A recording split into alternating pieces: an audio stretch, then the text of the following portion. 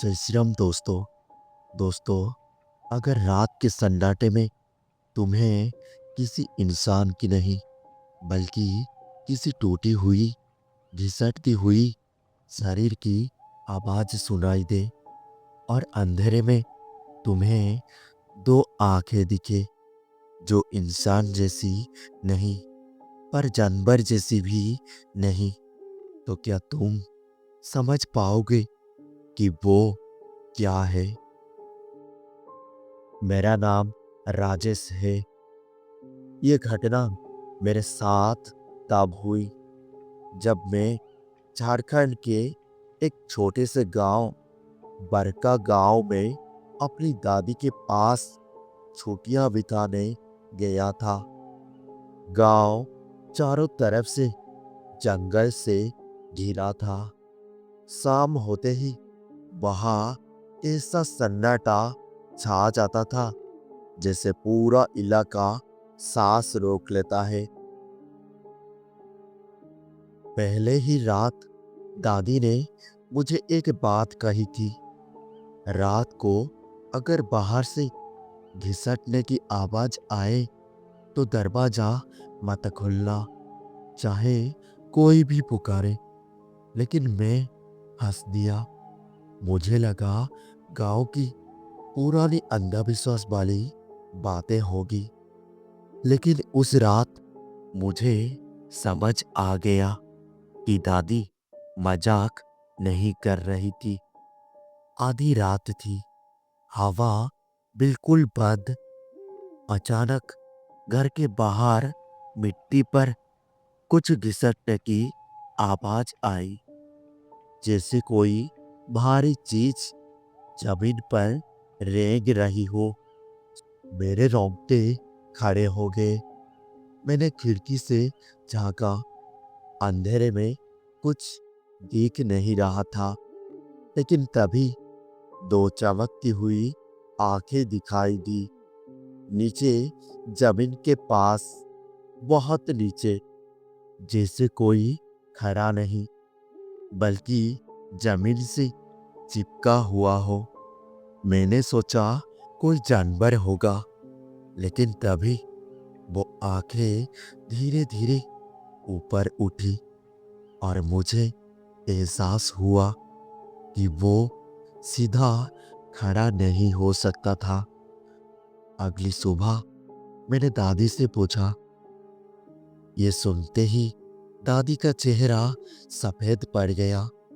उन्होंने सिर्फ इतना कहा, तूने जगवा देख लिया? मैंने पूछा, दादी ये जगवा क्या होता है?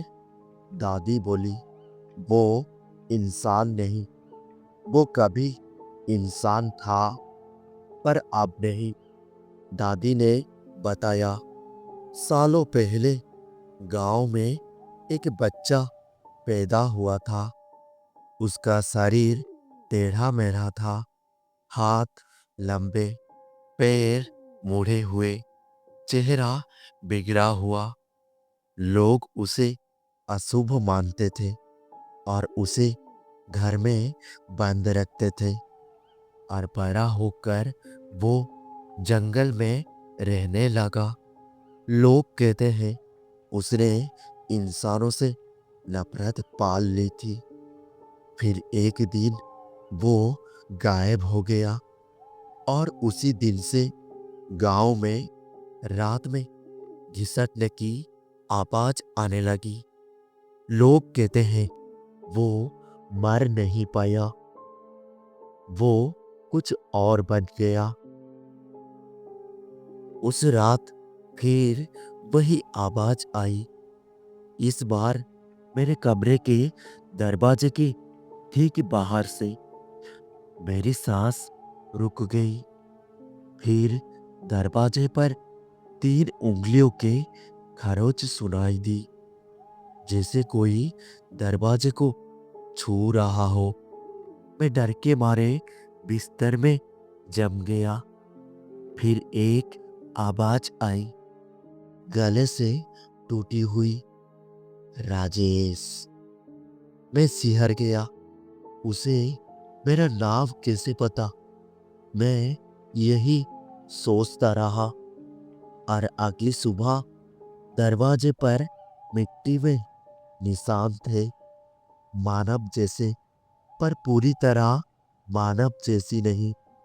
उंगलियां लंबी, टेढ़ी और घिसटने की लकीरें दूर जंगल तक जा रही थी। गांव के लोग इकट्ठा हुए। सबने एक ही बात कही, जगबा किसी को चुन लेता है। और अब उसने मुझे चुन लिया था। उसके बाद हर रात वो घर के और करीब आता गया। पहले आंगन तक, फिर दीवार तक, फिर दरवाजे तक, और हर रात वो मेरा नाम लेता था, धीरे टूटी हुई आवाज में, राजेश। एक रात मैंने हिम्मत की और खिड़की से बाहर देखा। चांदनी हल्की थी। मैंने उसे पहली बार साफ दिखा। मेरे हाथ शून्य पड़ गए। उसका शरीर टेढ़ा था, रीढ़ बाहर निकली हुई, पैर उल्टे मुड़े हुए और हाथ इतने लंबे कि जमीन पर घिसट रहे थे। चेहरा इंसान जैसा था, लेकिन आंखें बहुत बड़ी, बिना पलक झपकाए, और मुंह से लार टपक रही थी। और वो मुझे देख रहा था, सीधे, बिना हिले। फिर वो अचानक दीवार पर उल्टा चढ़ने लगा, जैसे छिपकली। मैं चिल्लाया। मेरी दादी भागी आई। उन्होंने तुरंत दरवाजे पर हल्दी और राख डाल दी और मंत्र पढ़ने लगी।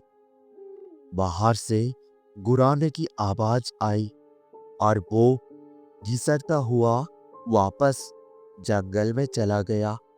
दादी बोली, अब ये तुझे लेने आएगा। मैंने पूछा, क्यों? दादी बोली, क्योंकि तूने उसे देख लिया है। उस रात आखिरी बार मैं सोया नहीं, बस इंतजार करता रहा। आधी रात खिड़की अपने आप खुल गई। हवा नहीं थी। फिर वो कमरे के अंदर था, घिसटता हुआ, धीरे धीरे। उसकी बदबू पूरे कमरे में फैल गई और वो मेरे बिस्तर के पास आकर रुक गया। और पहली बार उसने साफ आवाज में कहा, मेरे साथ चल। और मैं बेहोश हो गया। अगली सुबह मैं जंगल के किनारे पड़ा मिला। दादी और गांव वाले मुझे ढूंढ रहे थे। मेरे शरीर पर कीचड़ और घिसटने की निशान थे, जैसे मुझे खींच कर लाया गया हो। उस दिन के बाद मैं गांव छोड़कर शहर आ गया, लेकिन हर रात मुझे वही घिसटने की आवाज सुनाई देती है, मेरे कमरे के बाहर से। और कभी कभी दरवाजे पर 3 उंगलियों की खरोच और वो टूटी हुई आवाज, राजेश। कहते हैं जगवा किसी एक को चुनता है और फिर उसे कभी छोड़ता नहीं।